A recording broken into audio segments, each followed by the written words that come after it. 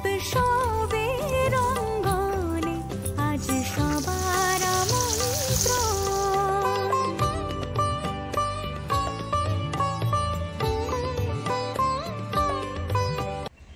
শুভ সকাল বন্ধুরা, তোমরা সবাই কেমন আছো? আশা করছি খুব ভালো আছো। আমিও খুব ভালো আছি। নতুন আরেকটি ভিডিওতে স্বপ্নমা চ্যানেলে তোমাদের সবাইকে শুভেচ্ছা ও ভালোবাসা জানিয়ে আজকের এই ভিডিওটি শুরু করছি। সকালবেলাতে এই ছাদে এসে রোদ পোয়াচ্ছিলাম, আর তার সাথে এই যে নিমকি আর মিষ্টি এই খাচ্ছি। আমার অনেক দিন আগে ওকে বলেছিলাম যে নিমকি আর মিষ্টি খেতে ভীষণ ভালো লাগে। কালকে হাবড়াতে যাওয়া হয়েছিল, তখন ওই নিমকিগুলো দেখে নিমকি নিয়েছে আর তার সাথে মিষ্টিটা নিয়েছে। এটা আগে অনেক খেয়েছি, কিন্তু এখনও সে খাওয়াই হয়নি। তো এখন খাবো আর কিছুক্ষণ থাকবো রোদে, তারপরে নিচে যাবো। তো চলো তাহলে আজকের এই ভিডিওটা দেখতে থাকো, আশা করি তোমাদের খুব ভালো লাগবে। কালকে আমরা হাবড়াতে গেছিলাম, সেই সময়টাতে বিনস, গাজর, মটরশুঁটি এগুলো সব কিছুই কিনে এনেছিলাম। এখন এগুলোই কাটবো। আজকে রান্না করা হবে ফ্রাইড রাইস আর পনিরের তরকারি। আজকে কোনো একটা কারণে নিরামিষ খাওয়া হবে, তো সেই জন্যই আর কি পনির রান্না হবে। তো ভাবলাম তাহলে চলো আজকে তাহলে পনির দিয়ে ফ্রাইড রাইসটা করা হোক। তো এদিকে এখন প্রথমে গাজরগুলো কাটতে বসেছি, আর ও এখন যাবে বাজারে। ব্যাগটা দিলাম, কিছু জিনিস আনতে হবে, তাই জন্য বললাম যে তাড়াতাড়ি করে নিয়ে আসো। আর এদিকে পুতুল যাচ্ছে এখন স্কুল, সাথী যাবে না, বড় ভাইও যাবে না। আজকে ওদের কথা ভেবেই এই খাওয়া দাওয়াটা হচ্ছে। কিছুদিন আগে ওদের জন্মদিন গেছে, সেই সময়টাতে ভেবেছিলাম করব, কিন্তু আর করা হয়নি। তো ভাবলাম তাহলে আজকের দিনটাতেই করা হোক। মানে ওদের জন্মদিনের পরে ভেবেই গেছি যে একটু খাওয়া দাওয়া করবো, কিন্তু সে আর হয়নি। সকালবেলাতে সবাই খাওয়া দাওয়া করেছে, আমি তো ভাত খাইনি, আর ও ভাত খায়নি, অন্য কিছু খেয়েছিল। আর মা বাকি ছিল খেতে, তো মার খাবারটা বেড়ে রেখেছে। আর ওইদিকে মা খুদটা বসালো রান্না করার জন্য, খুদটা বসিয়ে দিয়ে মা খেতে বসেছে। আর এদিকে এখনও আমি সবজি কাটছি, বিনস গাজর কাটা হয়েছে, তারপরে মটরশুঁটিটা ছাড়িয়ে নিয়েছি। আর যা খোসা টোসা ছিল সেগুলো সব পরিষ্কার করে গরুকে দিয়ে দিয়েছি। আর এখন এদিকে বসেছি সবজিগুলো ধুতে, এগুলো ধোয়া হয়ে যাবে, তারপরে যাব আমি স্নান করতে। সবজিগুলো কেটে ধুয়ে রেখেছি, আর এই যে এখন স্নান করে উঠলাম। এখন যাব রান্নাঘরে রান্না করতে। মা অন্য কাজ করছিল, ওই জন্য সব সবজিগুলো আমিই কেটেছি, ওই জন্য অনেকটা দেরি হয়ে গেছে। তো এখন যাব রান্নাঘরে, আবার উনুনটাও লিপতে হবে। মানে স্নান করার আগে ভেবেছিলাম লিপে নেবো, কিন্তু সে আর আমার মনে ছিল না।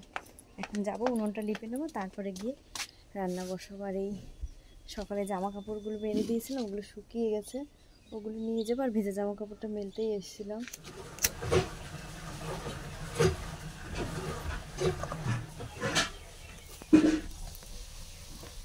রান্নাঘরে এসে উনুনটা এখন ধরিয়ে নিলাম।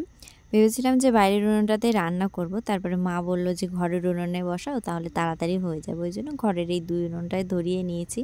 একপাশে ভাতের জন্য জল গরম বসিয়েছি, আর একপাশে কড়াইটা বসিয়েছিলাম। তার মধ্যে আবার চালটা ধুয়ে আবার ভিজিয়ে রেখেছি। আর এখন এই যে ডালটা ভাজতে বসিয়েছি।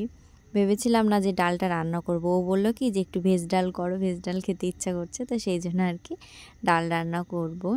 ডালে ওইদিকে সেদ্ধ হতে দিয়েছি, আর এখন এই মশলাগুলো বেটে নিয়েছি। এখন অনেকটাই আর কি দেরি হয়ে গেছে, ওই জন্য আর কি মা বলছিল যে ঘরের উনুনটা ধরিয়ে নাও।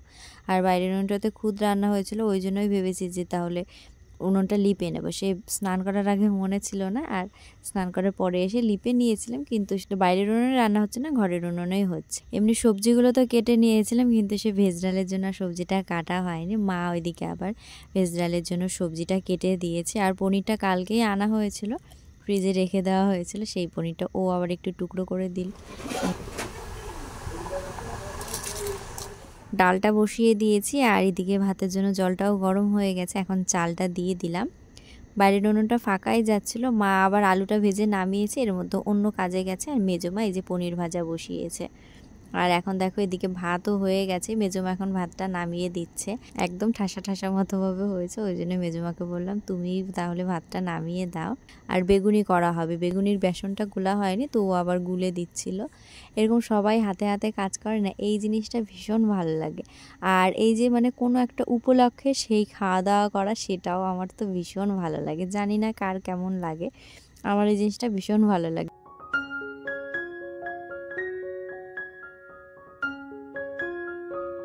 ঘরের উনুনে রান্না বসিয়ে একটু একটু করে সব কাজগুলোই গুছিয়ে নিয়েছি, তবে সে সব রান্নার আমি করিনি। এইদিকে এখন মেজমা করছে পনিরের তরকারি বাইরের উনুনটাতে, আর ঘরে এই ভাজাভুজি যা কিছু ছিল এগুলোই আর কি করেছি। আর ডালটা রান্না করেছি, আর ভাতটা করেছি।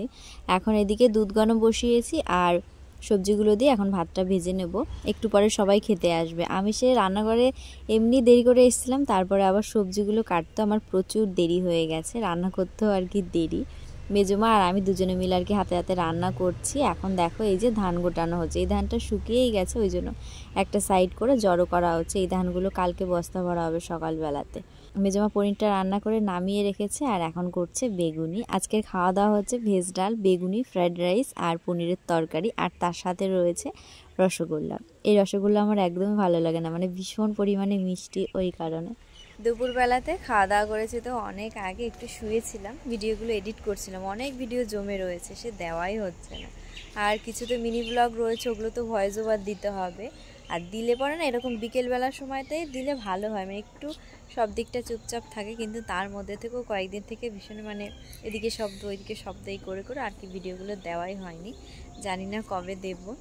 আর আজকে তো তোমাদেরকে তো বললাম যে কোন কারণে একটু খাওয়া দাওয়া হয়েছে, তার জন্য তো আমার ভীষণ পরিমাণে খুশি লাগছে। কিন্তু জানো তো তার মধ্যে থেকেও একটু যেন কোথাও একটু কষ্ট পেয়েছি। মানে কি বলো তো, আমি যখন প্রথম এই ইউটিউব করা শুরু করেছি, তো সেই সময়টাতে না আমার বোনকে বলেছিলাম যে যখন 500 সাবস্ক্রাইবার হবে সেই সময়টাতে খাওয়াবো।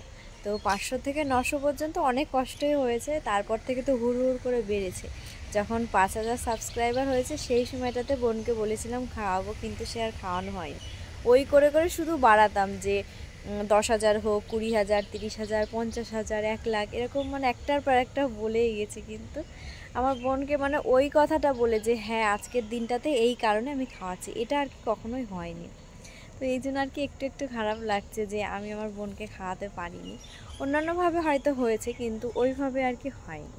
তো ইচ্ছে আছে আর কি খুব তাড়াতাড়ি আমার বোনকে খাওয়াবো। মানে এই যে একটা মানে সেই শুরুর থেকে কিন্তু আমার বোন আমাকে ভীষণভাবে সাহায্য করেছে। মানে আমার মা বোন যদি আমার না থাকতো না আমার পাশে, মানে শুরুটা আমি করতেই পারতাম না। আর এইবারই এসে তো সাথী, পুতুল, বড় ভাই এরাও মানে আমাকে যথেষ্ট হেল্প করেছে, না হলে আমি ধর এতটা ভিডিও করতেই পারতাম না।